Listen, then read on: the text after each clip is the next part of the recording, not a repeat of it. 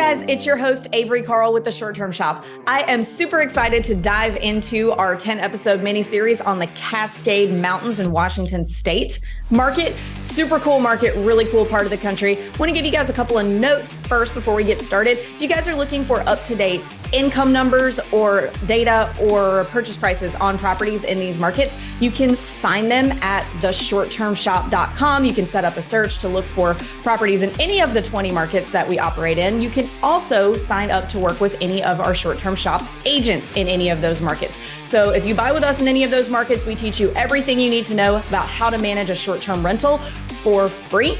And you can do that at theshorttermshop.com. Also, if you know you want to work with us already, you can email us at agents@theshorttermshop.com and we'll get you set up with one of our agents in one of our 20 markets.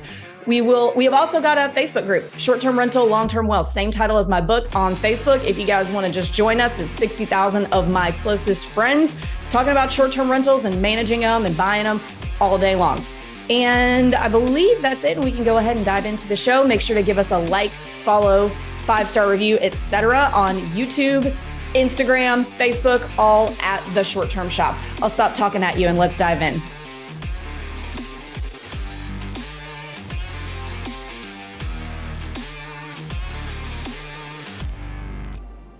Hey guys, welcome to episode 3 of the Short Term Show special episode series on the Cascades in Washington State. Today, we're going to be talking about numbers, and we're only going to be talking about income numbers. We're going to do expenses in a separate episode. So we're not doing analysis here. We're solely talking numbers.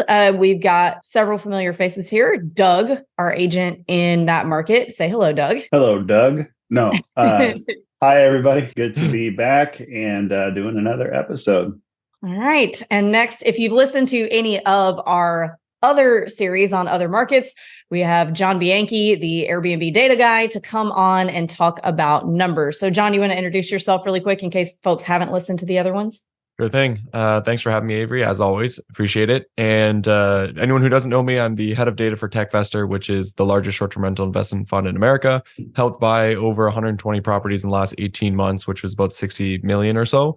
And we have real data on 72 of the properties that have been active, and we are 72 for 72. Every single one of them is a positive cash flowing property that we have accurately predicted the revenue potential and are operating it well. So that's a great record. And on top of that, I also do Airbnb data consulting, and I am working to ensure that nobody buys an unprofitable property again. So I do that through software and services and products and free training on YouTube as well. So that's me. Awesome. I should also add my introduction. If you haven't listened to the prior episodes, I am the Washington State agent, the sole Washington State agent for the short-term shop. So kind of important.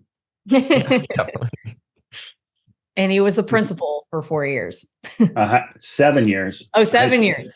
High school principal. High school principal. Oh, geez. Yeah. We would have got. It's tough. Is that a tough job? It is the most difficult thing I've ever done in my life. And, yeah, because high schoolers are real dicks. I couldn't do it anymore after 7 years. I taught high school for 15 years and loved it. And I was an administrator for 7. Also loved it, but it was extremely difficult and really ultimately led me here. So that's a good yeah, it seems like a hard job. I was not the best high school student. Not terrible student, not terrible, but we would have communicated if I went to your high school at some point. we would have had a conversation, John. Yeah, exactly. Yeah. See, that sounds, I've heard that before. The way, that tone and everything. Spot on. That was very principal-y. Yeah. The use of the name at the end, I felt bad. Yeah. Mr. Bianchi. Yeah. Bianchi. Did I say it right? I don't know. Yeah, you did. Yeah. Okay. All right. So Principal Wolf. Okay. So we're just going to briefly touch on the metrics that a lot of people use to analyze short-term rentals. We're not going to go through them in too much depth here. So there's a few different ones you can use. Cash on cash return is the most often used. And to put it very simply, cash on cash return is the amount of money that you put down at the beginning of the deal. So that's your down payment, your closing costs, if you're doing any rehab stuff or not, furnishings, things like that, versus the amount of cash you have at the end of the year after all of your expenses, including your mortgage. So, and it's expressed as a percentage. So what you put down at the beginning versus what you have at the end of the year, that is your cash on cash return. And it's cash on cash returns can vary, within markets. So I wouldn't say that any one market, well, you typically see X. And the rules of thumb have varied over the years. So there have been, different ones floating around from different influencers over the years. I would say anything over 10% is decent, but what we're looking for really when we're looking at short-term rentals is not necessarily what a property is currently doing, but the opportunity of what that's there for us to get a property where we need it to be. So just like investing in like apartment buildings, you use cap rate to evaluate apartment buildings. And there are not any apartment buildings anywhere just laying around waiting for you to buy them that are already performing at a great cap rate. What you're doing is you're looking for the opportunity to buy an apartment building that you can update as people move out and then raise those rents to match the updated units so that you can then raise that cap rate. So and I use the apartment building analogy because apartment buildings have been a very established asset class for basically ever, whereas short-term rentals are kind of a new asset class as of the past 10 years. So the early adopters, I think, would say things like, oh, you got to have a 30% cash on cash return. But that was back before we were an established asset class where not a lot of people were buying them. Now that it is an established asset class, this is actually real estate investing we're talking about. You are looking for the opportunity to be able to get a property to where you need it to be, because the days of properties just laying around with amazing cash on cash returns doesn't exist anymore. So just like the older school asset classes, we are looking for opportunity here. But that's enough about that. There's plenty of education on cash return and how to calculate it online. So we are going to talk about the income numbers that you can expect based on what John's been able to find in this market. So John, you want to give us a little introduction overview? Yeah. So one other thing I kind of want to throw in there too, but what you just said, just for anyone who is listening to this, maybe isn't all that new. We're talking about in today's environment, the cash on cash percentage, right? That's with like 8 to 9% interest rates. When that changes, it could change things as well, right? Obviously, as that continually goes down, your cash on cash will very clearly go up.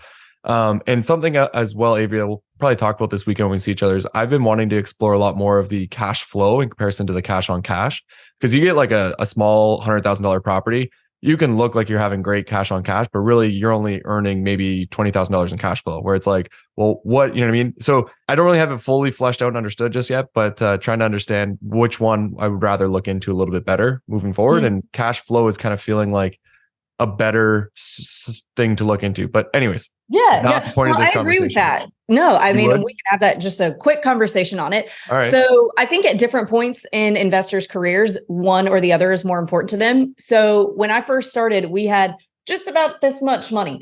And for those of you who are listening and not watching, it's like a millimeter I'm making with my finger. We had very little money. So we needed that money to go as far as possible. So we were more concerned with cash on cash return because we wanted to keep as much money as possible to then go buy another one. Now that we don't have that restriction anymore, we're more concerned with, okay, like we need to move some money into some real estate here. This is going to add X amount of cash flow to our portfolio a month. Does this number make sense? And that's really, really subjective. So we don't necessarily have it needs to add X percentage of cash flow if we're going to buy it. So I think that's very, just depends on where you are. I personally nowadays want to see, I pay more attention to cash flow than I do cash on cash return. So gotcha. And I think the reason why I'm even considering it is because I'm looking into doing JV deals, right? Like joint venture deals, and trying to figure out which one's going to matter more in the long run for people. So anyways, but interesting. Let's get into the data. Wait, sorry. I would add one more thing. In terms, like me as an investor getting towards retirement, I'm actually looking at cash flow because that is going to be my income when I retire. I don't plan on retiring, but I want that monthly income to supplement whatever other investments and 401ks and all that stuff that I have. See, and I'm not close to retirement. I don't think I'm ever going to retire either, but I feel the exact same way, where it's like, I want to get if I can figure out a way to be able to get solid cash flow, to be able to cover all of my expenses on a regular basis moving forward, then that's the best case scenario. Obviously, building out the net worth over time is the long-term plan, but the building up that cash flow at the very beginning to then be able to put all the focus into the net worth. I know everyone else says to do the opposite, but I feel like Airbnbs, it's kind of a lot of people put their focus on the cash flow more than the net worth. So anyways, cool. We So can talk about that all day, I think. yeah, I was just gonna say. So I keep switching it, trying to go back to the data because otherwise I'm just gonna keep going on it. So interesting, like the Cascade Mountains, right, that we looked into. Doug, I've never been there, but Doug, helped me understand the different ways that it's kind of broken up and into sort of 3 different categories is the way that he put it. You have your, I'm going to say this wrong, Seal Illum. You did say it wrong. Did I get it right?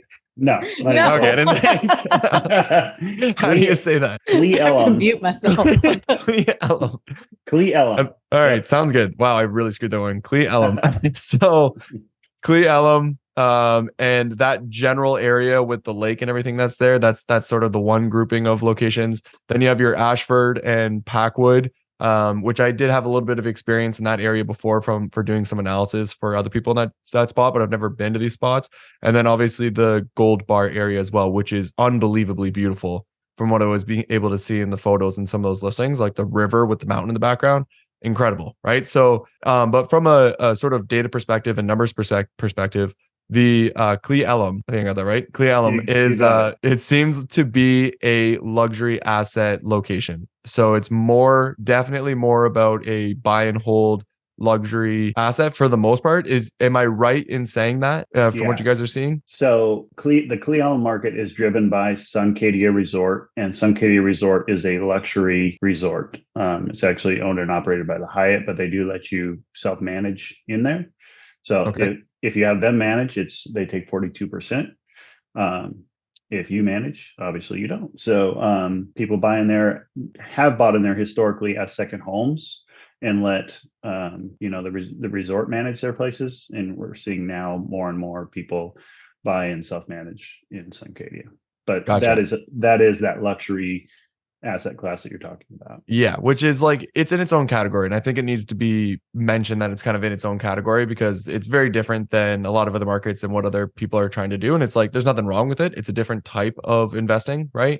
In comparison to the norm. And so what I noticed was like that was just the case because there's super high revenue being made there, like well over $200,000 for some of these properties. A good amount of these properties, most of them being 3, 4, 5, 6 bedroom homes that are, being able to hit these numbers. And that's just what we're able to see here. And that, maybe the resorts are able to pull in like the management company that is actually managing it through the resort. Maybe we're not able to see their data and they're able to pull in more than what I'm seeing here because those homes are absolutely beautiful. And, they're not too far away from Seattle. So you would assume that there's some good money flowing that way. Just generally all of those different areas have a lot of money being made with a very high ticket price to the property, but it's a different type of investment for what people would be going for those specific areas. That was my general overview take in that area, right? Yes. I would say the only caveat to that would be some of the outlying areas in Ronald and Roslyn can be more cabin oriented and less like high-end resortish. Yes. So Suncadia certainly drives that market, but there are opportunities outside of Suncadia that are at a lower price point that still tend to perform. Okay, cool. So the other thing that I saw whereas like because I did see that as well, so I didn't want to like completely say that there was only multi-million-dollar properties, right? But in the Ronald area, which I found very interesting, it was all around the lake, right? So it's all very, very close to the lake there. And that my take is that I could see it being more profitable from what I was seeing to be able to find a cheaper property in that area being that close to the lake. So maybe you don't have the luxury property on the lake that overlooks the lake, but you're close enough to the lake with a property that would be a better price and you would make more money due to that reason. Does that make sense? It does. I don't think that lake drives those rentals as much as people think. Okay. It's a reservoir, and so like the level goes up and down, and so there's huge like banks in the wintertime, and it's almost like more like a river, like way down at the bottom of this barren landscape. Yep. And then in the summertime it fills up, and it is nice and it's pretty, and you can like go drive your boat on it and stuff. But that area is actually, I think, more driven by the amount of access there is to recreational activities and trails and ATVs and snowmobiles and those types of things. Gotcha. See, and this is the local knowledge always so helpful, right? Because Yeah. this honestly was one of the harder areas for me to look into and like be able to find some sort of like insight, because a lot of the beautiful properties, or sorry, a lot of properties doing really well were beautiful properties, and a lot of them had like these really nice views and these different things. And I could see that there were some other properties that were slightly cheaper, but I wasn't able to get a good gauge on what the opportunity was for something like that.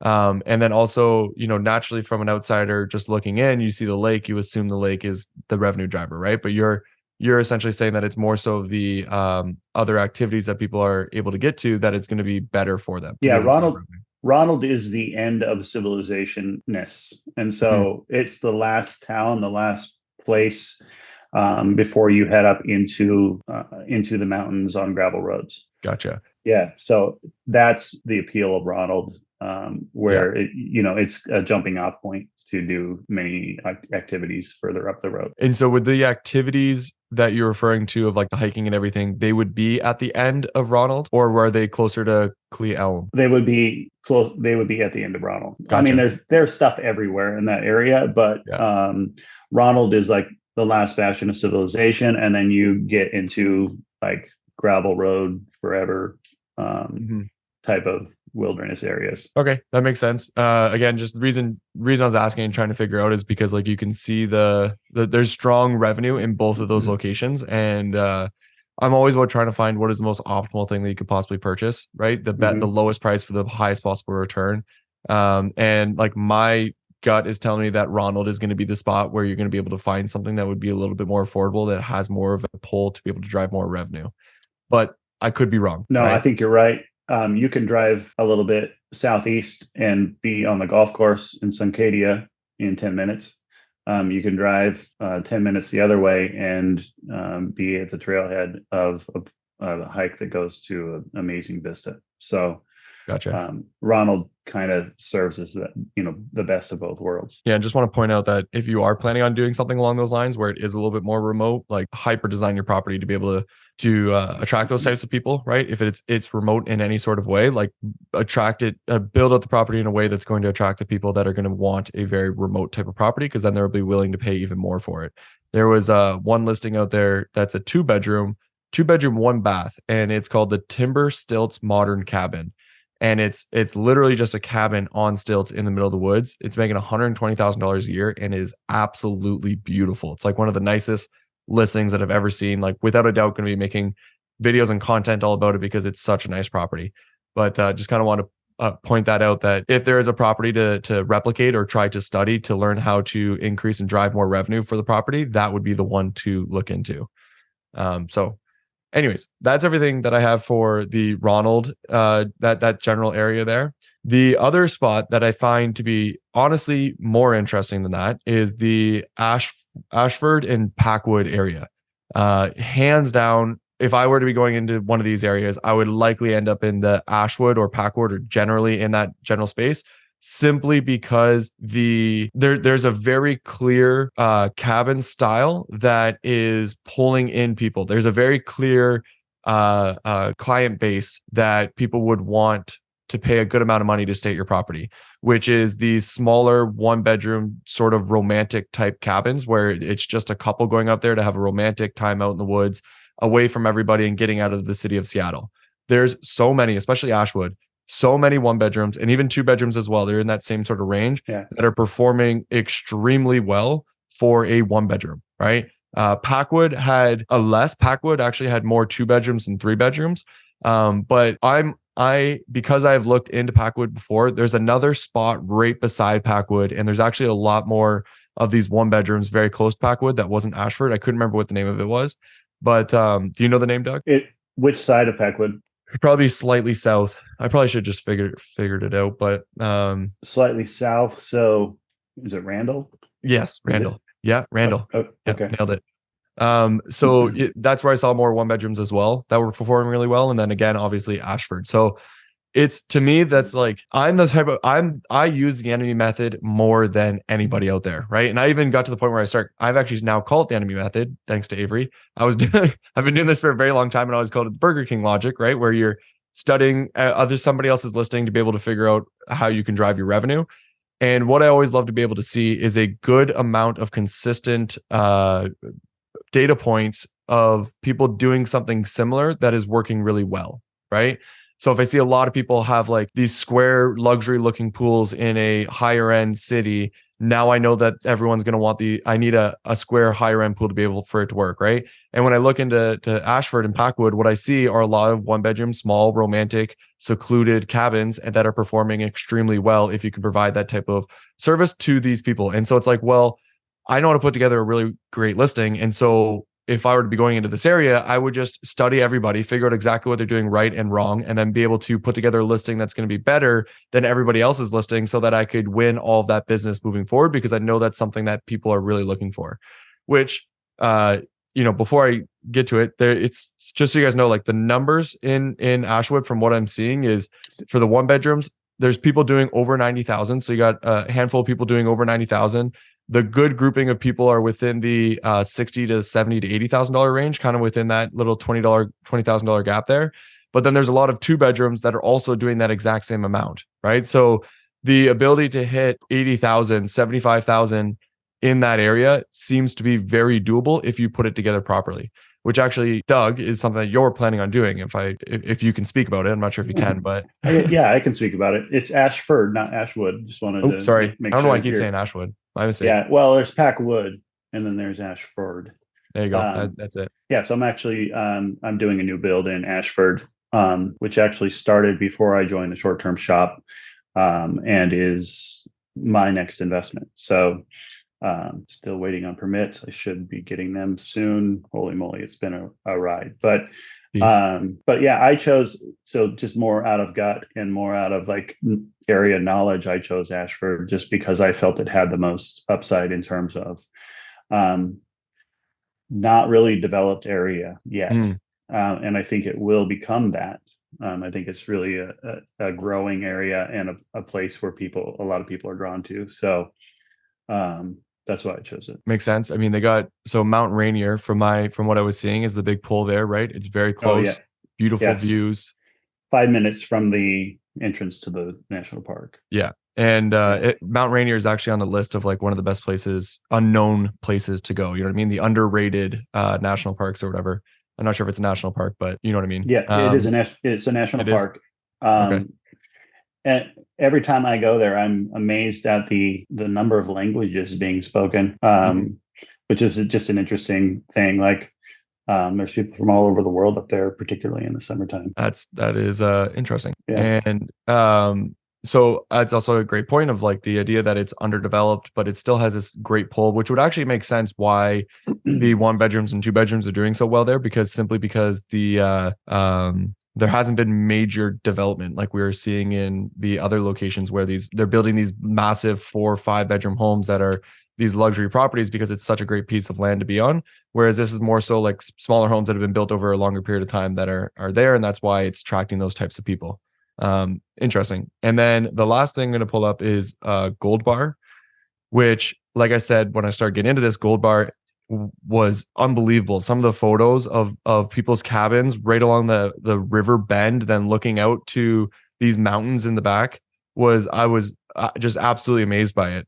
The interesting thing is that the 2 bedrooms, there's a lot of 2 bedrooms doing as well as the properties in Ashford and Packwood. Like it's around that same sort of range where you're going from like $60,000 to $90,000 of profit potential within that specific area. But a lot of these top performing properties are along the water or along the river, right? And so it's obviously being along the river is going to jack up the price of those home values. And so it's going to make it a little bit more difficult. However, from what I was seeing, it's not just Gold Bar. Like it goes all the way down. There's quite a few different spots all the way down there that you could be in. It didn't seem like there's a major difference between one to the other. Was that? No, yeah. So there's Gold Bar, Index, Bering, Skykomish, all those little towns, all up Highway 2 along the river. Yeah. And my data was pulling from all of that. So I was grabbing all of those locations to be able to review them, and I was pretty shocked by that. But it's fairly similar all the way through, right? So yeah, Gold Bar is the biggest town with the most amenities in terms of like having things to buy and groceries and things like that. But all of those towns are along the river, and I would echo the fact that you almost have to be on the river there, because you get off the river and there's really not much in terms of what people are looking for, which is just that like relaxing romantic stay. There's a cabin currently for sale there that I looked at and like was jaw dropped. I was like, holy hell, that's beautiful. It was so nice right along the river. I can't remember what it was priced at or what the address was, but I was just in the middle of research. I saw it and I was like, wow. It was one of those ones that like kind of stood out more than anything else. You could just see it being an absolutely killer on Airbnb, right? But the interesting thing about the area is just that there's actually just not a lot of big places either here, right? So mainly 2-3 bedrooms, a lot of 1 bedrooms as well. There's and nobody is like blowing it out of the water with their revenue. So nobody's hitting $150,000-$200,000 in that sort of range from what I'm seeing. It's closer to that, $60,000 to $90,000 range on average, which I already kind of mentioned. So in my analysis, right, from an outsider looking in just at the data, the way that I kind of see this is that if I were to be deciding what to do, how I would be going about this, for me, right, in my situation, I would be obviously looking at Ashford and being able to understand that a lot better. You probably don't like me mentioning that too much because you're building out there, but at the same time, it is you're doing the right thing, right? Like you're in the right area. That's awesome. If I had like a second place I'd be going to, it would be trying to find that property along the river in Gold Bar, right? Because it's beautiful. Like that's an asset that you can have forever, right? As long as you can keep that going.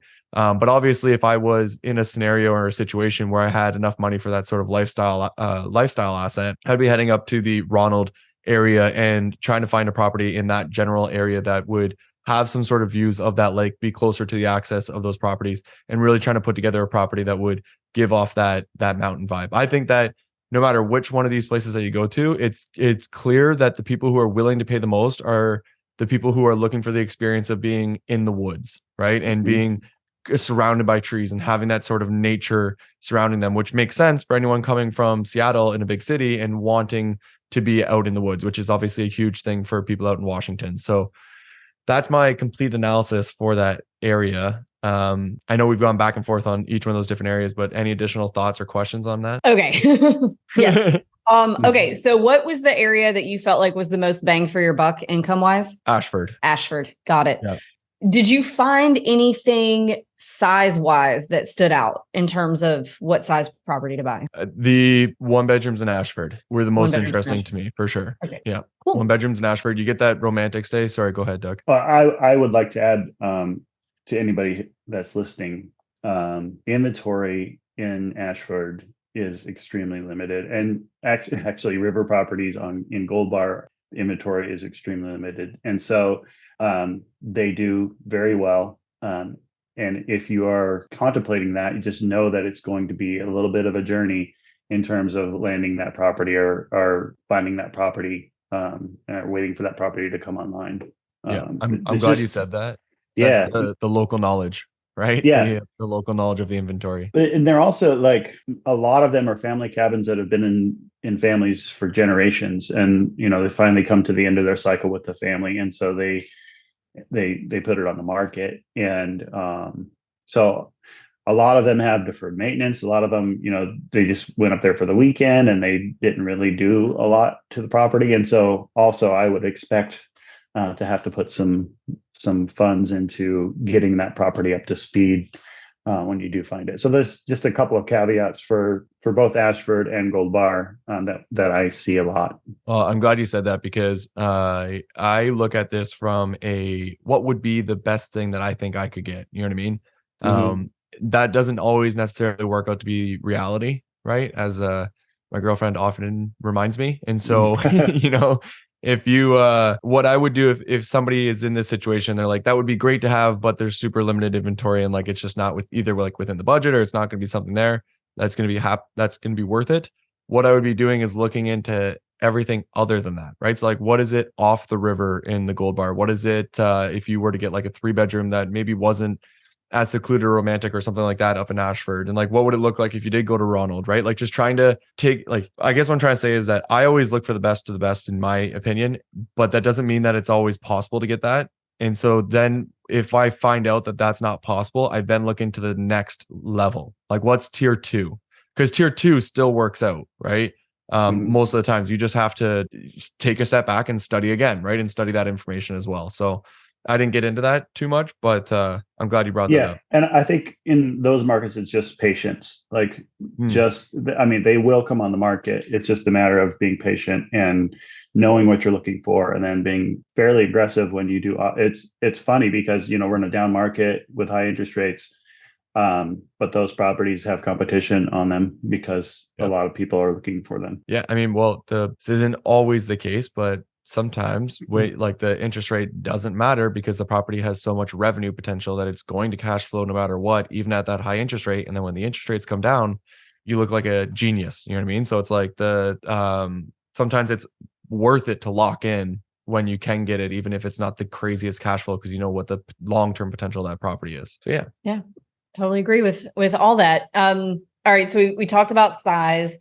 Is there any amenity data that stands out to you? Well, it's what I've realized after reviewing so many different markets is that there is commonalities across different markets based on the way that they kind of look. So this falls into the category of not necessarily a mountain market, but a woodsy market, right? A very secluded cabin that is out in the woods, and it's not, a super warm market all year round. And so you have to be able to accommodate for that. So typically when you fall into these categories, it's making sure that one, you are secluded, right? So it feels like people are out in the woods, but once they're out there, they want to have a fire because it's get cold at night. And they want to have a hot tub because it's cold at night, and they want to be able to sit out on the patio or sit out outside, and they want to have hanging lights. And like, that's a sort of package that has become a standard in these types of secluded wooded areas. And it's similar across a lot of other markets as well. And so this one's no different than from that. Saw some A-frames out there with the wood barrel hot tubs and hanging lights and fire pits, and they're absolutely crushing it, right? So it's like there's almost a package of what people are coming to expect in these kind of areas, and that would be the same standard package. I didn't see anything different or over the top that would tell me like you need this thing that nobody has, right? So it's just the usual package. I have a question for about Suncadia. So let's say that you are a high income W-2 earner, and you want a tax benefit from buying a property, and you have $2 million to invest. Do you see that high-end luxury property in the Suncadia area as being a solid investment that would reap a return while also offsetting your W-2 income? What would you consider to be a good investment? Like, how would you define that? Well, so does the high purchase price, does the income match the high income price in that area, or relatively speaking? So, the 1-bedroom in Ashford is going to do comparatively, 60 to 90,000. Does the $2 million investment in Suncadia match that in terms of that same ratio? Excuse me. Well, I'm plugging those numbers in as we speak. So give me just like half a second here. Sorry to put you on the to be able to spot, but see it's kind of something I've been doing in my head in terms of, is it worth the $1 million or $2 million purchase in cash flow? Does it match, or am I better off to go with the smaller 1-bedroom in Ashford? So my just like super quick analysis, and I'm gonna say these numbers, and people may be like, that you're an idiot, that doesn't make sense. So, but I just did this in half a second. But if I were to put in a $2 million purchase price, and let's say you're throwing like $80,000 into furniture and getting everything set up, probably going to be more because it's a luxury property. And the property were to gross $200,000 a year with a operating expense at 40%, then your cash flow on that property would be negative 24,000. So you're covering $200,000 worth of expenses, and your vacation home is costing you $24,000 a year, right? Instead of $224,000 a year. So it depends on how you want to look at it, where it's like, are you, completely thinking that way? Now, with that being said, there are properties in Clea Elm that are doing 230,000, 239,000, 243,000, 251,000. So you have these properties that are doing closer to that like $240,000 to $250,000 range. And so those properties in that case, if you did buy them for 2 million and they did, let's say even 240 on the lower end, you're going to be walking away with $15,000 of cash flow, right? Which is a 2% return on your money. Now, again, that's why I always say like lifestyle asset, because most of the time people are buying this because they want to use it when they want to use it, and they have the ability to cover those expenses, and they are getting to enjoy this amazing property without having to spend $240,000 a year on it, right? Now, what I would say to that is I put in a $2 million price point for that, right? So I put in like $2 million, which seemed like an average amount, right? But knowing myself, what I would be doing is trying to figure out what all those properties were doing really well, other than just being a nice, beautiful new build, right? It's like, what else could you add to those properties that would really pull everybody in? And then I would be trying to figure out what was the cheapest one that I could possibly buy. Like, could I get that down to 1.6 and still make that work, right? And that would just be through studying that data to figure out what the revenue drivers are and seeing like, can a 4-bedroom do as well as a 6-bedroom if I were to add all these features to it? And that cost me 1.6 instead of 2.2. That's my thoughts. I think 1.6 to 1.8 would get you that 220 to 250 property. Yeah, that's just my gut, but again, I mean, like, we don't can take that to the bank, anybody. But review the numbers and then make that decision. But the good thing is that there are properties making 250, so they're doing something to be able to do that, right? So figure out what that is. And the thing about these luxury properties is majority of people just buy them, set them up, and forget about it. But it's like, what if you optimized it? You know what I mean? What if you did certain things to it that are going to make people want to pay more for that one in comparison to the other one? There's things you can do to these properties, just like we do for the romantic, tiny one-bedroom, A-frame cabin out in the woods, right? It's like you add all these additional things. You can do the same thing for a luxury property as well. It's going to allow you to pull in even more. So yeah, that's my take on that. Very, very quickly. Again. Yeah. Well, I appreciate you doing that on the spot. Yeah, no problem at all. Wow. Okay. So, I mean, that was pretty comprehensive, John.